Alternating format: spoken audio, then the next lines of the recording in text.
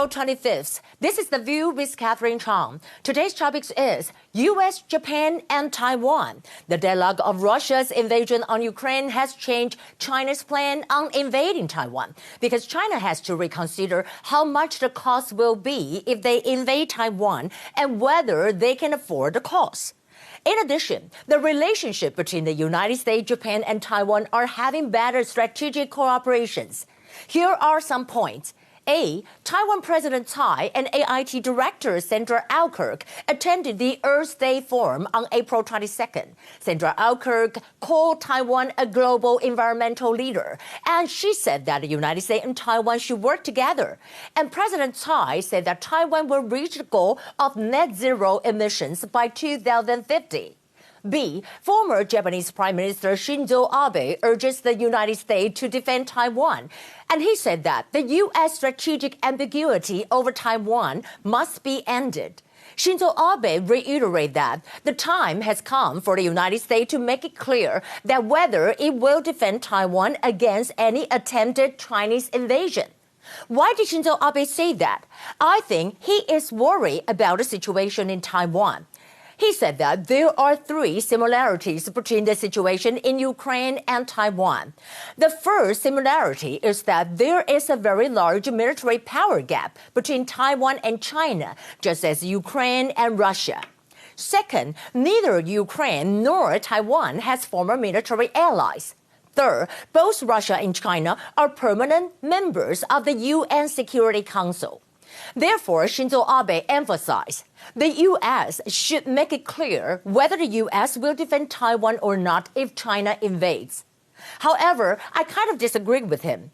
Well, I don't think Taiwanese people will expect that the United States should defend Taiwan. Confronting the aggression of China, Taiwanese people will be fully prepared and defend their homeland by themselves.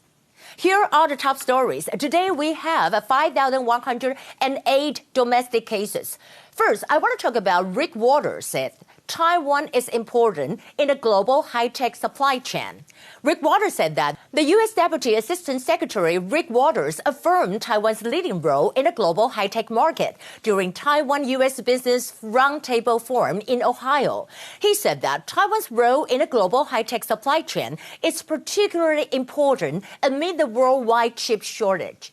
He also said that I support Taiwan to join a bilateral free trade agreement and include Taiwan in the Indo-Pacific economic framework. On the other hand, it is now to set a plan for a no-fly zone for Taiwan. The former Deputy Undersecretary of U.S. Navy Thess Crosby said that, well, due to the special geographical location, Taiwan is harder to defend than Ukraine. A no-fly zone should be planned now.